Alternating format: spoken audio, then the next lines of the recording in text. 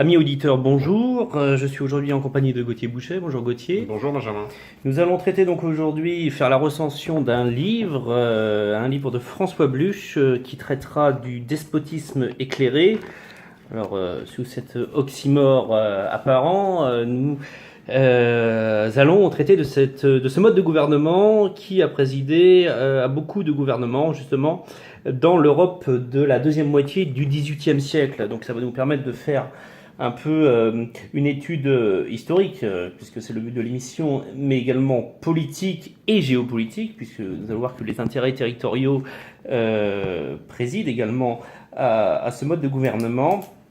Donc nous allons traiter donc des tenants et des aboutissants de la construction un peu de cette philosophie politique qui domine dans l'Europe au temps de Louis XV, et de faire des études un peu plus géographiques, puisque nous allons découvrir que sous cette appellation générale de despotisme éclairé existe toute une palette d'applications territoriales, que nous soyons en Prusse, en Autriche, en Russie ou dans les États italiens. Voilà, donc nous n'aurons évidemment pas le temps de traiter de toutes les applications du despotisme éclairé, mais nous allons commencer donc avec méthode, comme d'habitude, peut-être par introduire par l'auteur, Gauthier, qui est ce François Bluch, à qui nous avons affaire aujourd'hui. Alors François Bluch, il est connu notamment parce qu'il est décédé il y a quelques mois en fait. Il est disparu en juin 2018. François Bluch est un historien français moderniste qui est né en 1925, donc décédé à 93 ans si je compte bien, spécialiste de l'Ancien Régime et en particulier du roi Louis XIV. Tu l'avais signalé à la fin de notre dernière émission sur la bataille de Zama, lorsqu'on avait annoncé cette émission sur le despotisme éclairé. François Bluch est avant tout donc cette monumentale biographie chez Fayard de Louis XIV, avec un jeune Louis XIV en couverture. C'est pas celui qu'on connaît, cette peinture connue de Hyacinthe Rigaud, où on voit Louis XIV dans toute sa majesté, vraiment la symbolisation du roi Soleil. Là, c'est plutôt, je pense, Louis XIV des années 1670 à peu près, avoir la... Un peu tiré. Un peu tiré, oui. Il sort vraiment des années de la Fronde, c'est ce Louis XIV jeune, dans cette biographie, ce pavé de 1034 pages que François Bluch a écrit dans les années 1980. On connaît principalement de lui cette œuvre, mais il y a aussi d'autres œuvres sur des figures des 16e, 17e et 18e siècles. En gros, l'histoire moderne française, c'est cela François Bluch, et c'est notamment ce petit livre de 1985, donc Le despotisme éclairé, qui nous permet de revenir sur le concept du despotisme éclairé, sur les figures de ce despotisme, les despotes éclairés en quelque sorte, à travers une approche comparative, thématique par chapitre, avec un chapitre pour un monarque en fait, et en commençant, Benjamin, par la Prusse et la figure de Frédéric II, Frédéric le Grand. Donc, comparé à plus de 1000 pages de la biographie de Louis XIV, ce livre sur le despotisme éclairé est beaucoup plus bref. 400 pages. Oui, 400, un peu moins de 400 pages, avec une chronologie qui est très utile, puisque la multitude d'États qui sont traités, avec des États qu'on n'a pas l'habitude de voir ou qu'on connaît assez peu, nous permet de nous renseigner, de nous rafraîchir un peu la mémoire sur qui était le souverain à l'époque. Et puis il faut dire que le XVIIIe siècle a été quand même un siècle où des dynasties rivales se sont affrontées dans de nombreux royaumes, notamment dans le royaume de Pologne ou dans les principautés italiennes, et donc ça permet de remettre un peu tout ça en perspective. Donc cette petite chronologie, ce petit essai de chronologie de François Bluch nous est particulièrement utile. Alors, dans ce livre, il y a un chapitre, ce n'est pas un chapitre qui est particulièrement intéressant, c'est le prologue. Puisque le prologue fait le lien entre l'œuvre monumentale de François Bluch et le sujet qui nous intéresse aujourd'hui. Puisqu'on se rend compte que, donc le prologue ne fait que 4 pages, hein, mais il est assez intéressant, puisqu'il nous donne un peu une définition de ce qu'est ce despotisme éclairé, puisqu'à la fin du livre, on serait tenté d'avoir des définitions assez diverses, étant donné que le lieu d'application de cette théorie politique, dans ces différents lieux, justement, il n'y a pas eu de règle générale. Le rapport à la religion était différent, le rapport à la noblesse était différent, les rapports de pouvoir étaient différents. Là, François Bluch nous donne une définition, je cite, donc au-dessous règnent les jugements de valeur, le despotisme éclairé est le règne de la raison, avec un grand R, c'est le gouvernement le plus préoccupé du bonheur des hommes, ou encore c'est un régime de transition entre l'absolutisme et le libéralisme économique et politique. Donc nous sommes évidemment dans ce siècle, qui est un peu à l'image du 19e siècle, est un siècle déjà où on réfléchit, où il y a un conflit qui s'opère entre l'ancien monde et le nouveau. Quel est, Gauthier, cette incarnation de l'absolutisme dont le despotisme éclairé est censé faire le trait d'union? Cette incarnation de l'absolutisme, ce sont des monarques qui sont très soucieux de conserver les rouages du pouvoir, mais qui n'en sont pas moins sensibles aux évolutions du temps.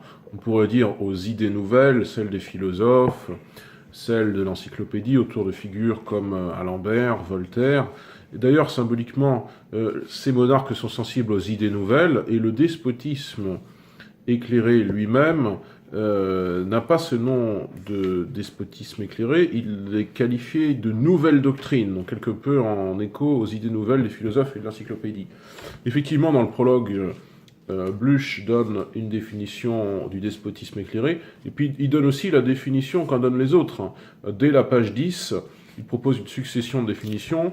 Je cite, le despotisme éclairé est une rationalisation du gouvernement mise de l'État, mise au service de l'État, mise de l'État, pardon, au service des Lumières, ça c'est le point de vue de l'encyclopédie, mise des Lumières au service de l'État, ça c'est selon Bluch le point de vue des princes, et Bluch résume le tout en expliquant que c'est une coercition exercée dans un but raisonnable. Le despotisme éclairé, au fond, peut être défini comme une doctrine politique qui associe progressisme et autorité. C'est une acception nouvelle du despotisme, issue donc des idées nouvelles du siècle des Lumières, le XVIIIe siècle, principalement défendue par les philosophes, également par les tenants de la physiocratie, qui est une doctrine selon laquelle tout pouvoir réside dans la terre et qu'il n'existe qu'une seule classe productive qui est liée au monde agricole.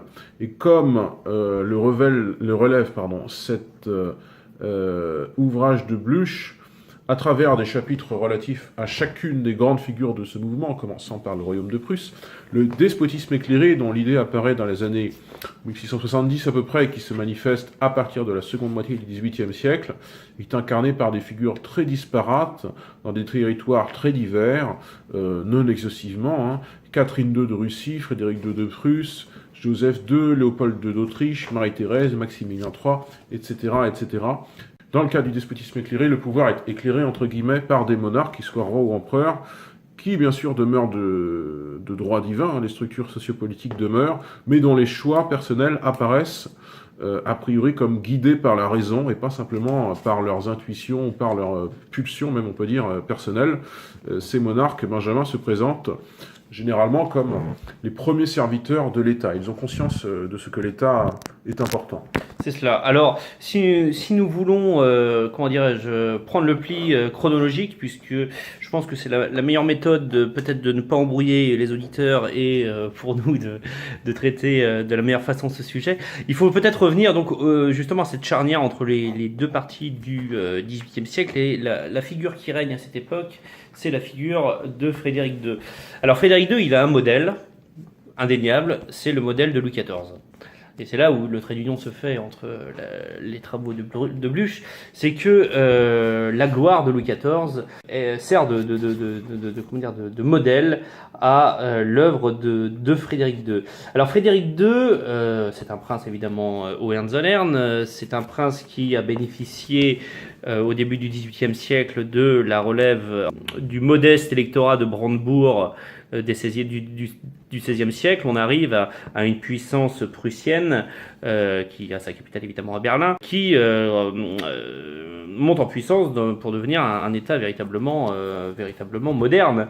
Et Frédéric II donc hérite de l'œuvre, notamment l'œuvre de son grand-père et de son père, le roi sergent. Frédéric Guillaume Ier. Alors, Frédéric II, lui, c'est quelqu'un qui pense, mais c'est quelqu'un aussi qui s'entoure. Donc, il est capable de penser. Vous savez que ce sera un très grand militaire, un très grand stratège, un très grand musicien. Mais c'est quelqu'un donc qui sait s'entourer et qui s'entoure de philosophes. On y reviendra. Mais ces philosophes ne sont pas dénoués d'arrière-pensée, puisque notamment le plus connu de ces philosophes que fréquente Frédéric II est Voltaire. Diderot ira également, d'Alembert, Lamétrie, et donc tous ces philosophes ont comme arrière-pensée de flatter le roi de Prusse afin de flatter ce monarque qui prendra le pli des réformes et de la philosophie rationaliste. Cet éloge de ce roi participera à la critique absolutiste de Louis XIV. Et c'est un peu ce pli qui sera pris par les souverains, par les despotes éclairés du XVIIIe siècle. C'est cette référence à Louis XIV en y évacuant totalement toute la légende noire, la légende absolutiste, qui est d'ailleurs résumée à la page 10 dont tu parlais tout à l'heure par ce slogan qui sera repris par les philosophes: Louis XIV sans les jésuites. Alors, cette transition de Frédéric II, cette modification de la méthode de gouvernement par Frédéric II est déjà, facilitée, Gauthier, par le fait que Frédéric II est le roi d'un État qui, déjà, n'est pas catholique. Oui, bien sûr, c'est le monarque d'une puissance protestante, la Prusse, même si on le verra dans les premières dizaines de pages du livre, la Prusse, opportunément, a peut-être un chef autoritaire à sa tête, mais elle témoigne d'une liberté religieuse et d'une liberté d'expression assez étonnante dans l'Europe de l'époque, qui est celle de la première moitié du XVIIIe siècle, puisque je pense que Frédéric naît en 1712, en témoignent ces différentes citations de Frédéric II sur la tolérance religieuse en Prusse. Par exemple, l'auteur cite en page 55 Frédéric expliquant que, je cite, « La juiverie, donc la religion juive, ne doit être gênée en aucune façon dans ses actes et son commerce, pas plus que dans l'exercice de sa religion. » Il y a aussi beaucoup d'exemples dans ce premier chapitre concernant la Prusse sur la tolérance prussienne et l'accueil en Prusse, notamment des Huguenots français qui sont partis de France après la révocation de l'édit de Nantes par Louis XIV en 1685.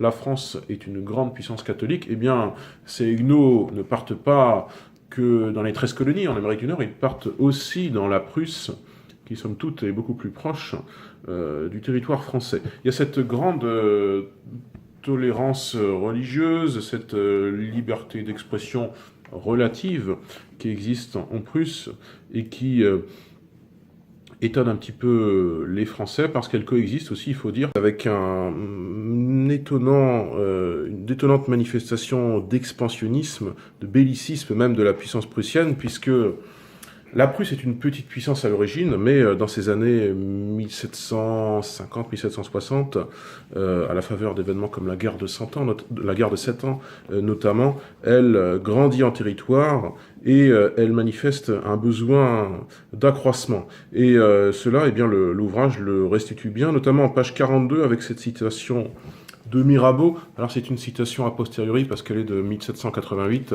mais Mirabeau explique... Je cite, « Cette monarchie prussienne a encore besoin d'accroissement pour subsister.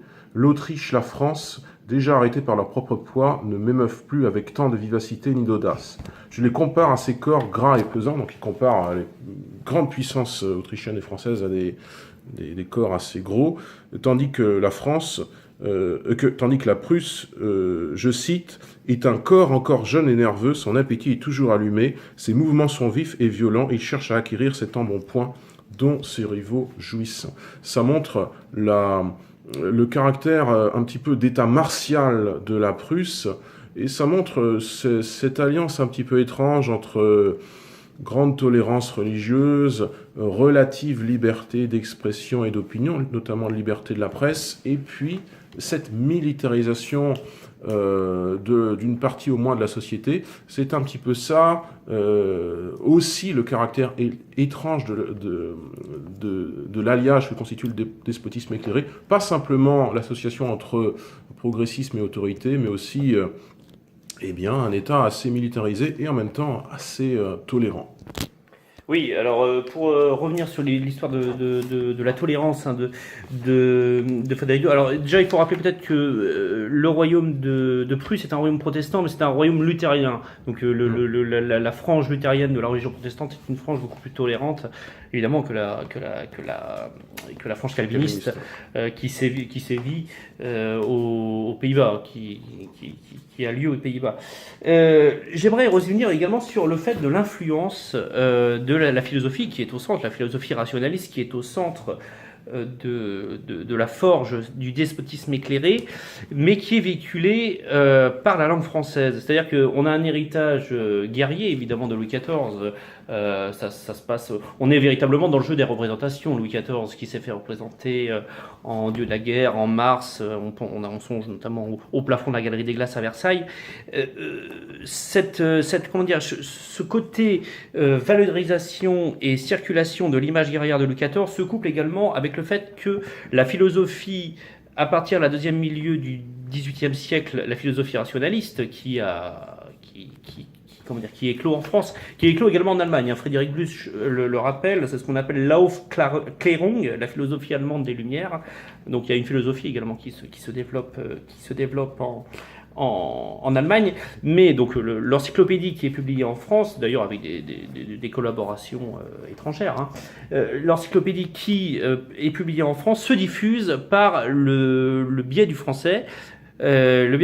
Puisque le français est la langue, je songe notamment à l'excellent livre de Marc Pulmaroni, Quand l'Europe parlait le français qui est parlé à la cour de Berlin, qui est parlé, on le verra, à la cour de Catherine II à Saint-Pétersbourg, et qui est parlé à la cour de Vienne, à la cour de Marie-Thérèse. Eh bien, ce français joue, alors c'est un peu paradoxal, puisque la France est une monarchie très chrétienne, que ce soit sa langue, le français, qui diffuse ces valeurs de tolérance, de libéralisme, qu'il soit politique ou économique, à l'ensemble de l'Europe.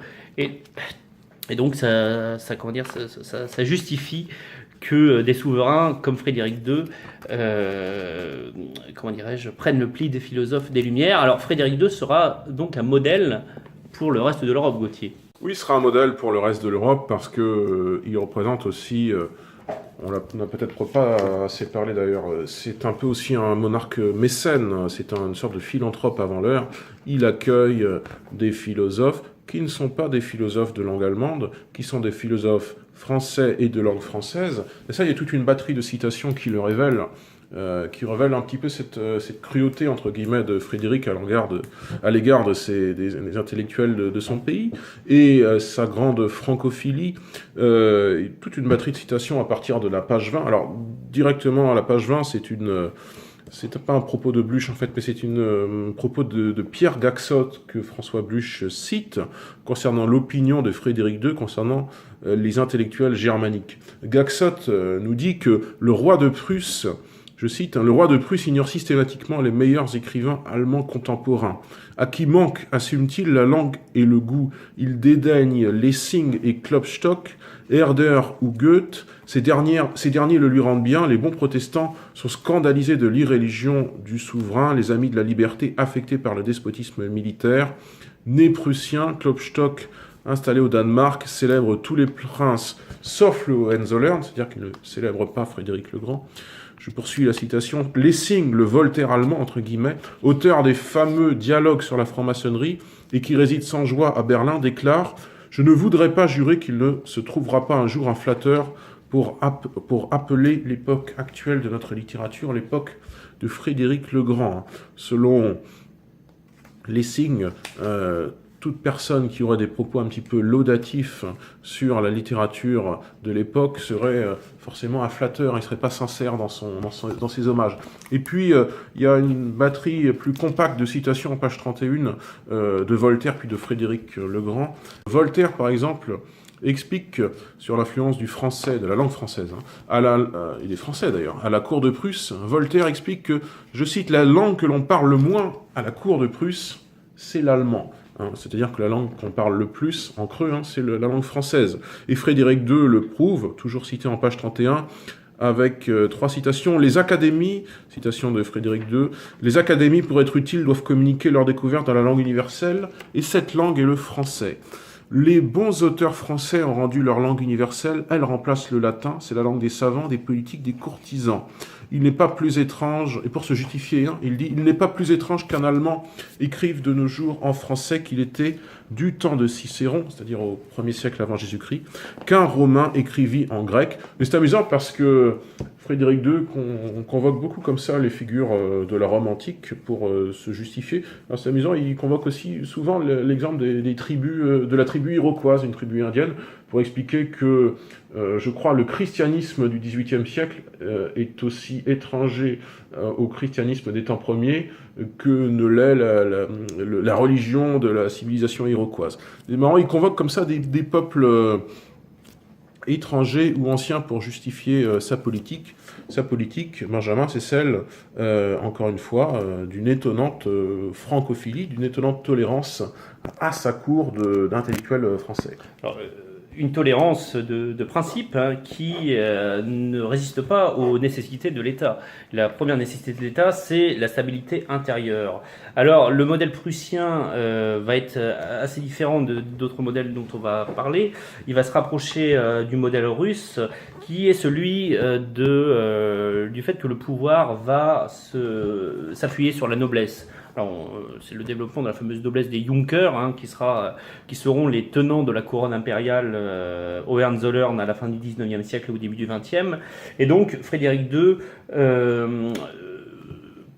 s'appuie sur cette noblesse pour solidifier et tranquilliser le royaume, qui jouera d'une paix relative à l'intérieur, mais au point de vue extérieur, développera le potentiel militaire de la Prusse pour en faire une véritable puissance première sur le continent européen, qui s'illustrera notamment lors de la guerre de succession d'Autriche, où Frédéric II investira la Galicie et la Silésie aux dépens de la couronne d'Autriche. Et donc c'est un savant mélange de tolérance intérieure et de rigidité extérieure qui amène la Prusse à devenir donc l'un des acteurs, je le répète, de la scène européenne au XVIIIe siècle. Alors tout différent, puisque nous n'allons pas consacrer évidemment l'intégralité de cette émission à Frédéric II et à la Prusse, tout différent est l'application de ce despotisme écléré à l'Autriche, puisque c'est peut-être avec la Prusse la deuxième, la plus... Alors c'est déjà le pays qui vient en deuxième dans le livre de Frédéric Bluch, mais c'est le pays où le despotisme éclairé a pris vraiment des formes assez particulières. Alors l'empereur autrichien de l'époque, c'est Joseph II, c'est le fils de Marie-Thérèse. Alors Joseph II devient empereur à la mort de son père en 1765, mais comme Marie-Thérèse était donc sa mère était archiduchesse et concentrait le pouvoir du temps de son époux, et ben c'est elle qui garde la tutelle sur l'Empire d'Autriche, et ce qui permet à Joseph un peu de voyager un peu en Europe et de rencontrer justement Frédéric II en Prusse, Catherine II en Russie, et de voyager également en France. Et alors, Marie-Thérèse avait déjà imprimé à l'Autriche quelques modifications, notamment dans la centralisation de l'État. Elle avait fait nommer en 1760 un certain Koznitz Premier ministre, qui était un noble allemand, qui lui était véritablement partisan de ce type de gouvernement et qui souhaitait véritablement rationaliser l'État en le centralisant et en l'unifie, en faisant en sorte qu'il y ait une unification véritablement aboutie. Et donc on modifie l'État, on modifie et on essaie de gommer les particularismes de l'Empire. Vous savez que l'Empire autrichien ne concentre pas au XVIIIe siècle l'Autriche actuelle. C'est la Bohème, c'est l'actuelle Slovaquie, l'actuelle Slovénie, l'actuelle Croatie, mais surtout l'actuelle Hongrie, avec sa noblesse qui était très jalouse de ses privilèges.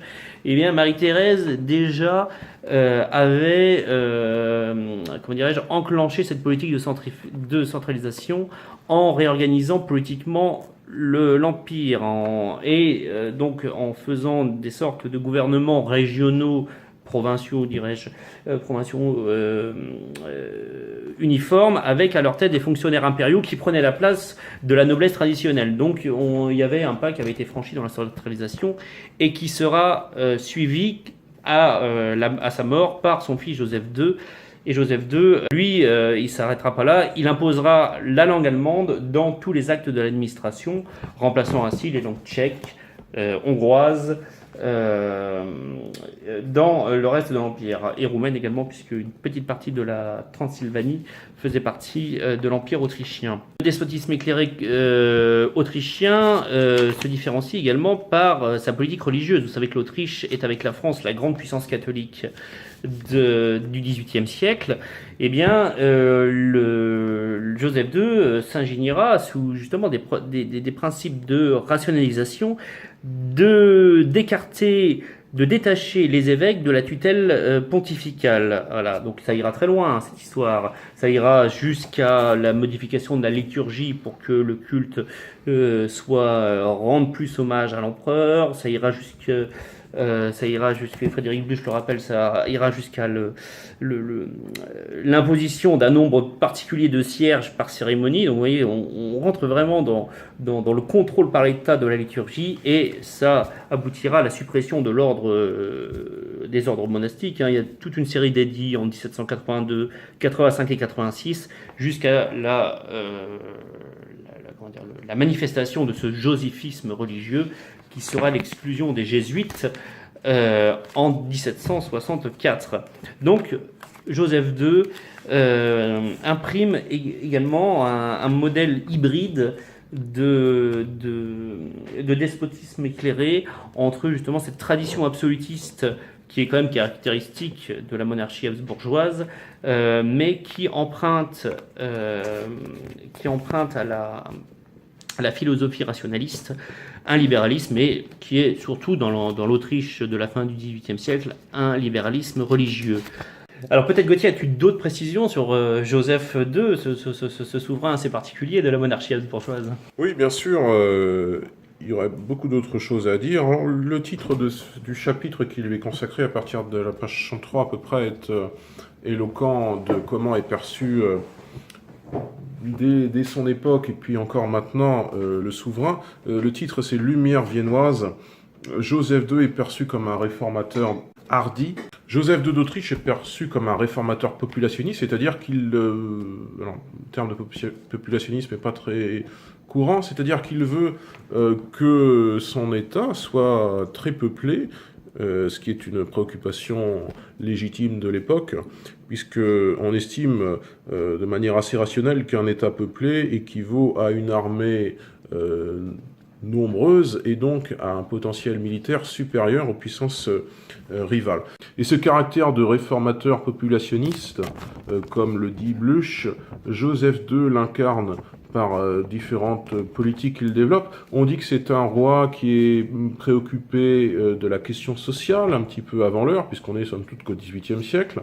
C'est un roi qui développe une politique culturelle, c'est-à-dire que a-t-il conscience qu'il existera bientôt dans son pays une opinion publique sensible à cette question? On peut se le demander.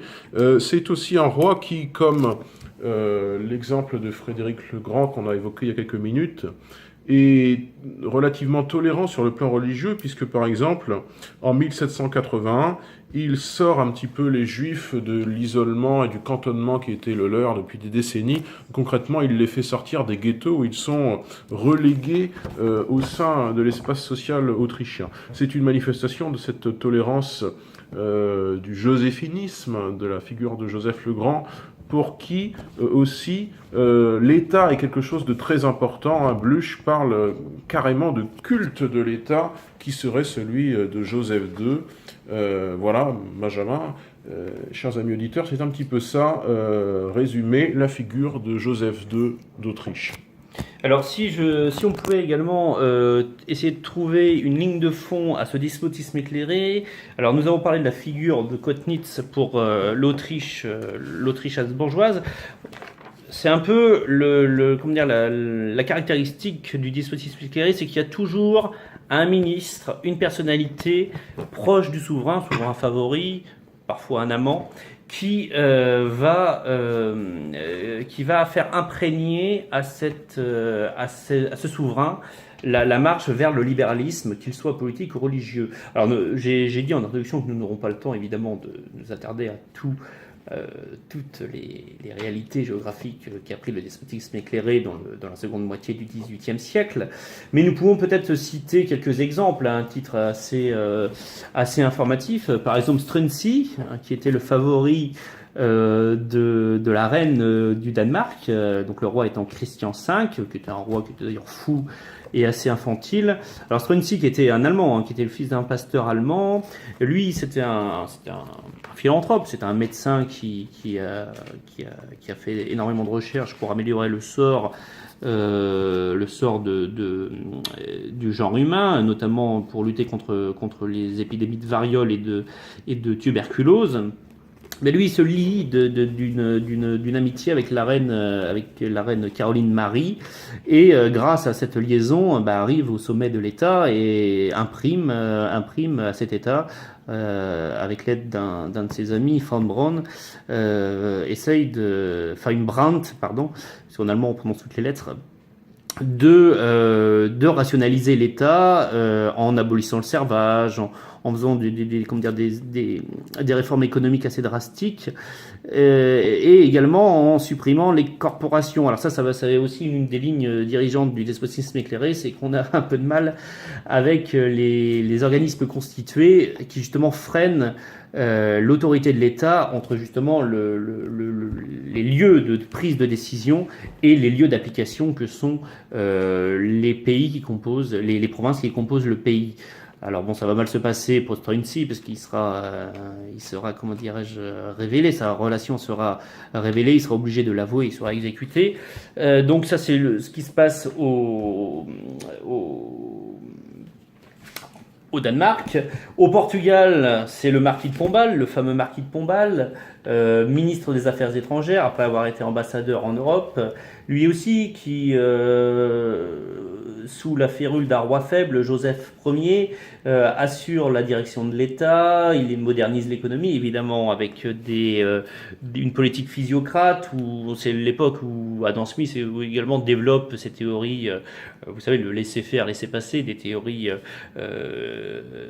libérales.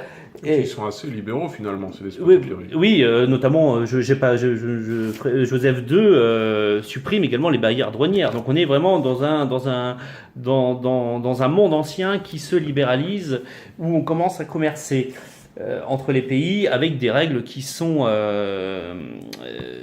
comment dirais-je, qui s'écartent, si vous voulez, de la mesure qui est imprimée par la religion, c'est-à-dire que on met un peu de côté les préceptes religieux et on commerce, et c'est là où on voit se développer déjà les prémices peut-être d'un ultralibéralisme. Le terme est impropre parce qu'il est anachronique, mais on voit ça, on s'écarte véritablement des préceptes de l'Église pour commercer. Le marquis de Pombal, c'est totalement la manifestation dans le Portugal.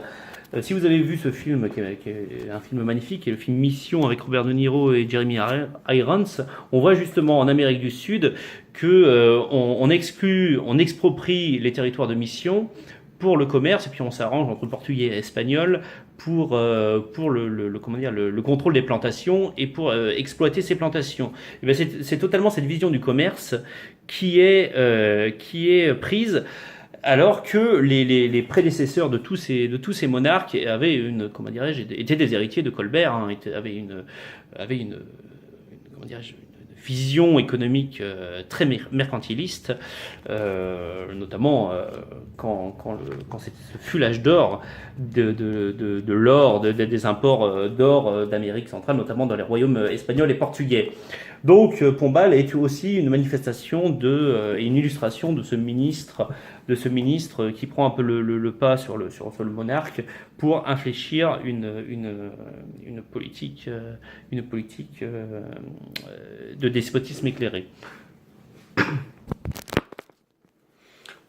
Effectivement. Alors j'ai fait une petite erreur tout à l'heure dans ma citation sur le bellicisme, l'expansionnisme prussien. Ce que j'ai attribué en fait à Mirabeau n'est pas de Mirabeau, c'est pas du tout de lui, c'est de Ernst Bernstorff, qui est le ministre suédois des Affaires étrangères. C'est une citation de 1758. Je me suis en fait trompé de ligne parce que Mirabeau ne dit pas quelque chose de tellement différent, mais il le dit de manière beaucoup plus ramassée.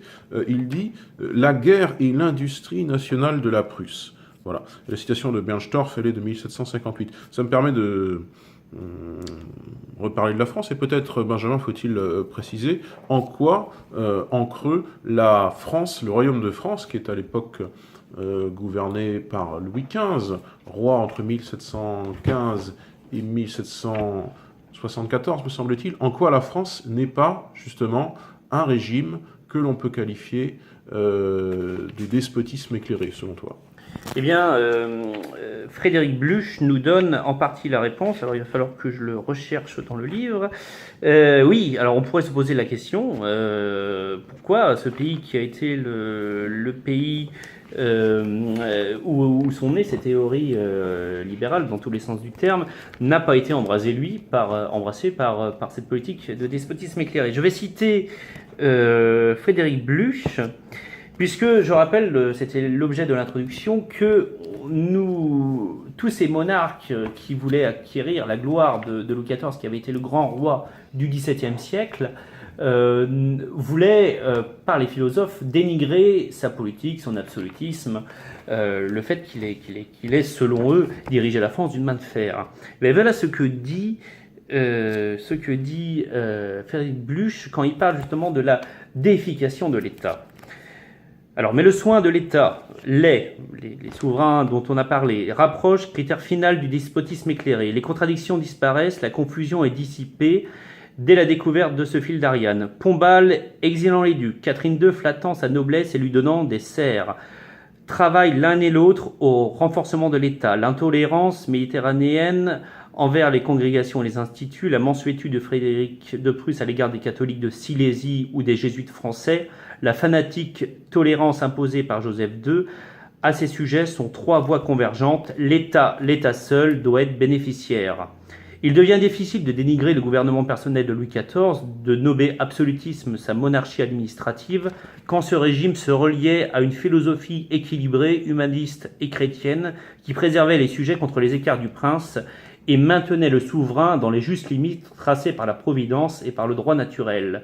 L'autoritarisme du XVIIIe siècle est assez laïcisé pour se passer de l'écriture sainte et ignorer Bossuet, mais les droits du monarque ne sont pas dégradés, ils ont gagné en exigence ce qu'ils perdaient en sagesse. L'État n'est plus l'image approximative de la cité de Dieu. Avec le despotisme éclairé, l'État se fait Dieu. Donc avec cette citation, qui, je suis désolé pour l'auditeur, était un peu longue, nous voyons cette marche vers la déification de l'État qui, in fine, peut être désincarnée par les monarques, si vous voulez. C'est-à-dire que cette marche vers le libéralisme va continuer même après la chute des Hohenzollern, mais après la chute des Habsbourg, et est tempérée en France par ce qu'il appelait cette philosophie équilibrée, humaniste et chrétienne, que moi je rapprocherais véritablement d'une philosophie politique organique. C'est-à-dire que le roi servait ses sujets, et les écarts de prince étaient, si vous voulez, limités par une constitution qui n'a jamais été écrite, mais qui était sue par les juristes et qui empêchait le roi de faire n'importe quoi. Alors, ce sont je ne veux pas faire une digression, mais ce sont les fameuses lois fondamentales de la monarchie française, qui liaient le roi, par exemple, sur les matières religieuses. Le roi ne pouvait pas agir contrairement aux préceptes de l'Église, sinon le roi était sacré, c'était quand même le lieutenant de Dieu sur terre, donc il ne pouvait pas s'écarter notamment de ses limites. Tous les autres rois et monarques du XVIIIe siècle n'ont pas si vous voulez, cette constitution qui leur lie les mains, et de ce fait peuvent s'écarter de ces règles qui sont des règles humanistes, comme universelles et humanistes, comme le rappelait Frédéric Bluch. Donc c'est un peu ça l'explication du fait que le despotisme éclairé n'a pas touché la France. Donc c'est tout ce faisceau de raisons qui explique que la France n'ait pas été touchée par le despotisme éclairé. C'est sa constitution organiciste qui sera détruite à la Révolution française. L'une des illustrations, par exemple, de la destruction, c'est la loi sur la destruction des corporations, la loi Le Chapelier de 1791. Effectivement, comme tu l'as indiqué, Benjamin, le despotisme éclairé ne prendra jamais réellement en France, bien que ces inspirateurs, les intellectuels qui en sont les inspirateurs, seront pour beaucoup des Français. C'est une sorte de paradoxe, mais ça n'a jamais vraiment pris en France. Ce qui fait que la France, logiquement, est assez peu présente dans cet ouvrage, qui balaye comme ça plusieurs régimes et plusieurs figures. Il y a même un petit chapitre, oui, une cinquantaine de pages, par exemple, sur l'expérience des despotismes éclairés en Baltique,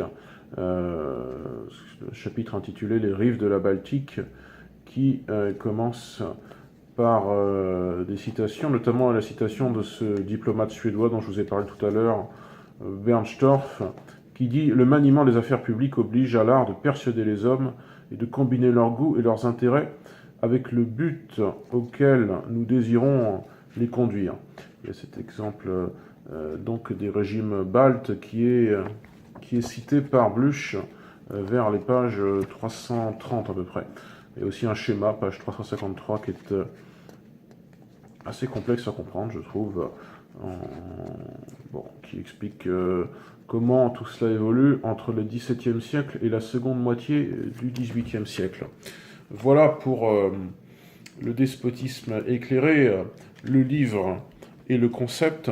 Un concept qui, on l'a expliqué, je crois, est avant tout une fascination, comment dirais-je, un intérêt, une fascination pour l'État en tant que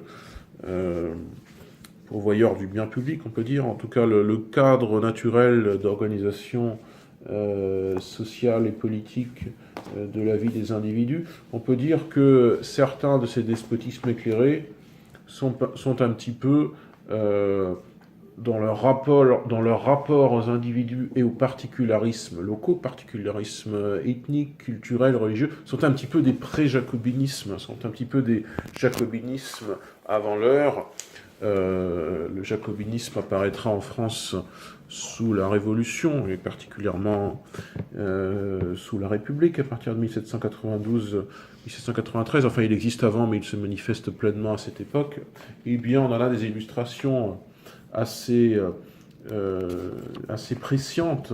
On a une sorte de prescience du jacobinisme à partir de la seconde moitié du XVIIIe siècle dans ces différents pays, dans ces différents régimes qui appliquent le despotisme éclairé. Il me revient à l'esprit dans le premier chapitre de l'ouvrage, ainsi la manière dont Frédéric le Grand est assez jacobin finalement avec les populations prussiennes qui ne sont pas, parce qu'il n'y a pas que des Prussiens en Prusse naturellement, dans ces États composites, ça peut se comprendre, eh bien Frédéric le Grand est assez dur vis-à-vis d'un certain nombre de particularismes et de traditions qui ne sont pas prusso-prussiennes, on peut dire.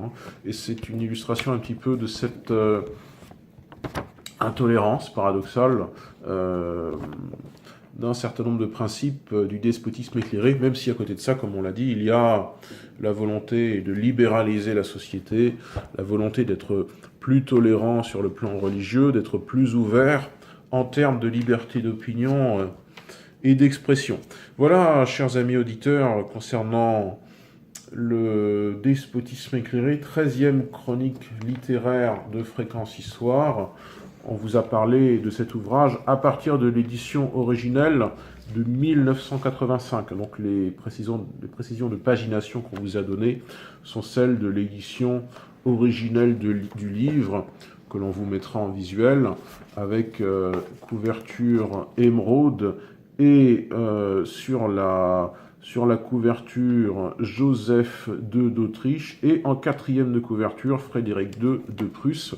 Des styles vestimentaires très différents. Joseph, c'est vraiment le monarque par excellence, tandis que Frédéric II de Prusse, il a une sorte de bicorne, il ressemble plus à un bourgeois assez quelconque. Il y a aussi une différence à la fois vestimentaire et de style, parce que l'Autrichien est dans une position beaucoup plus hiératique que le Prussien qui est dans une posture un peu plus quelconque. On voit comme ça par l'image, par la peinture, que ces deux monarques sont très différents et sont des styles de despotisme éclairé assez distincts.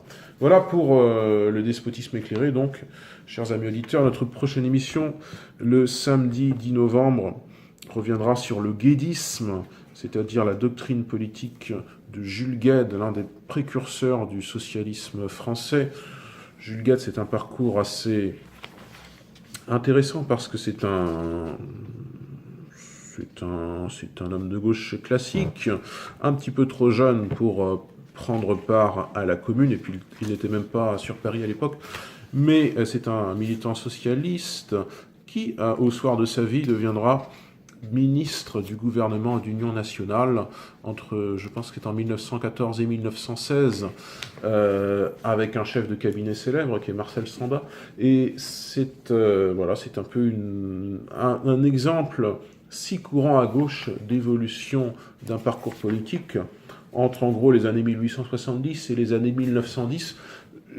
Guesde, c'est avec Jaurès l'une des deux grandes figures du premier socialisme français, celui qui concourt en 1905 au congrès d'unification de la SFIO, et on le verra. On verra si, comme le dit l'historien Numa Ducange, qui est l'auteur d'un des grands livres sur Guesde, une des seules biographies qui est sortie sur ce sujet. C'est un historien proche du Parti socialiste, et peut-être un petit peu partial dans son approche. On verra si Guesde et le guédisme représente l'anti-Jaurès, et donc une sorte de doctrine anti-jauréciste. On le verra donc le samedi 10 novembre dans un nouveau concept d'émission qui, après notre tour d'horizon des élections marquantes et des États disparus, revient sur des concepts doctrinaux, politiques notamment, marquants. Et bien là, ce sera le guédisme. Donc, chers amis auditeurs, rendez-vous le samedi 10 novembre. Merci pour votre écoute et merci Benjamin pour avoir co-animé avec moi donc cette émission sur le despotisme éclairé. Merci Gauthier. À bientôt. Au revoir.